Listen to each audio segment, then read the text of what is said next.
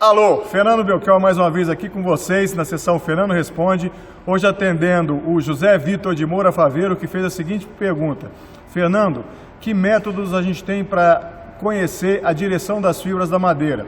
Pessoal, para quem nunca mexeu com o assunto, vou dar uma explicaçãozinha rápida sobre a importância da direção das fibras de madeira. Por isso eu fiz esse exemplozinho aqui, essa maquete, tá? Que é uma maquete propositalmente feita assim, para que a gente entenda por que é importante conhecer a direção das fibras da madeira. Imaginem que as fibras da madeira fossem esses pregos aqui, vocês tivessem que rolar aqui por cima. Vocês iam preferir rolar para lá ou rolar para cá? Bem, se você não é um masoquista, você vai preferir rolar para cá, vai doer menos, né? Isso para ilustrar o que, pessoal? Quando a gente vem com a ferramenta de corte, se você está usinando neste sentido, você está cortando as fibras. Se você usinar no sentido contrário, você vai trabalhar contra a resistência das fibras e ao invés de cortá-las, você vai arrebentá-las. Isso vai produzir o quê? Vai produzir uma superfície toda cheia de buraco, não vai ficar bonito, tá? Então por isso é que é importante saber o sentido, né, a direção das fibras, para você poder fazer uma usinagem que vai proporcionar um bom acabamento. Zé, eu conheço 3 métodos para identificação de direção de fibra, tá? Pode ser que existam outros, mas os que eu conheço são esses. Então, primeiro, visual. Você pega uma peça, por exemplo, como essa, tá? Em que claramente você está vendo aqui, ó, nesta porção da tábua, as fibras subindo nesse sentido. Nessa porção da tábua, as fibras subindo nesse sentido. Aqui, por exemplo, eu usinaria daqui para cá. E se eu fosse usinar aqui, eu usinaria no sentido contrário, certo? Então, ó, primeiro método visual, aqui as fibras estão assim. E aqui as fibras estão assim. E a gente sempre usina no sentido das fibras subindo. Lembrando, pessoal, que se eu estou olhando as fibras aqui, ó, a face que eu quero usinar é a que está 90 graus com essas fibras, né? Então, subindo para cá, vou usinar esse lado. Vamos pegar uma outra peça, onde claramente é possível ver as fibras, ó, subindo aqui, ó. Vou mostrar o outro lado para ilustrar isso, ó. Né, como eu virei, olha as fibras subindo aqui. Então, nesse caso, eu vou usinar nessa direção. Então, o primeiro método é o visual. Segundo método, se você tem algum material a mais que permita você fazer um teste, você vai fazer uma usinagem na face que você quer, escolhendo um sentido qualquer de usinagem, né? E você vai ver o resultado. Então, por exemplo, isso aqui, isso aqui é frejó, isso aqui é jequitibá. Vamos falar de uma madeira, que é uma madeira que costuma ter muito fibra revesa, tá? Fibra que muda de direção.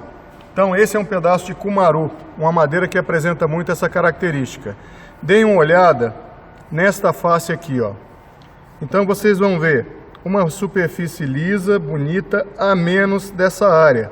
Então, o que aconteceu aqui? Houve uma mudança de fibra, uma mudança de direção das fibras, tá? Num caso como esse, quando a gente faz a usinagem, a gente consegue perceber claramente se a direção de fibra é num sentido ou se é num outro. Para mostrar isso, pessoal, com esse segundo método, eu vou usinar essa peça aqui de frejó nos 2 sentidos, tá? Então, coloquei a peça aqui. Então, ó, a fibra está subindo, eu vou usinar no sentido favorável. Vejam o barulho, vejam a lâmina saída, né? Aqui, ó, a lâmina que eu extraí, que belezinha, contínua. E vejam a qualidade da superfície. Ok? Agora eu vou inverter e vou usinar no sentido contrário.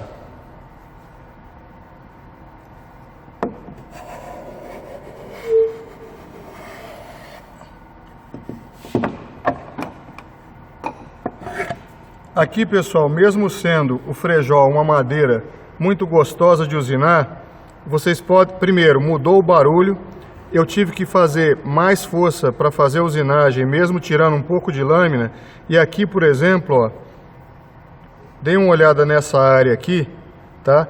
Uma área que está com uma cara diferente do resto, tá? Aqui, essa direção contrária de usinagem mostrou o efeito, tá?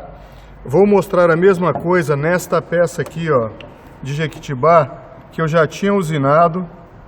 A gente tem esta área aqui, ó, são duas madeiras que são madeiras fáceis de serem usinadas, né? São madeiras que permitem a usinagem no sentido contrário, mas que de qualquer forma mostram o resultado do que acontece quando você usina no sentido contrário, né? Quando você pega, né, repetindo, uma madeira como cumaru, que é uma madeira muito mais dura do que essas duas, se você pegar algum trecho com inversão de fibra, ou se você tiver todinho no sentido contrário, tá? Você vai ver esse efeito muito mais pronunciado. Então nós falamos de dois métodos até agora. O primeiro método visual, o segundo método da usinagem e o terceiro método, pessoal, a nossa câmera não consegue captar devidamente esse método, mas eu vou falar nele.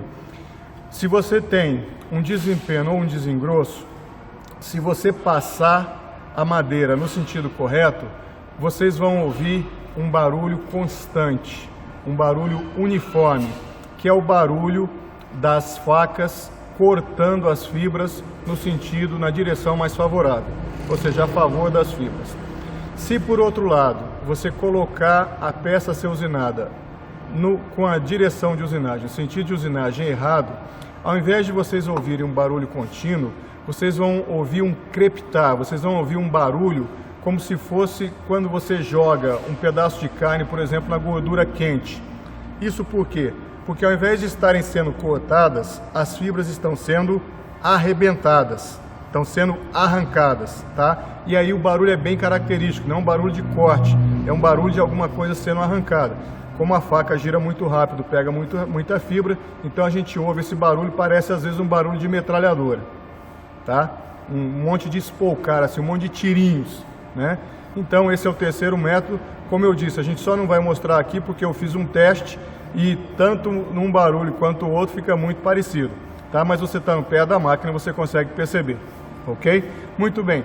Se ficou qualquer dúvida sobre o assunto, Fernando Belchior Marcenaria Fina no YouTube e no Facebook, ou então fernandoresponde@uol.com.br.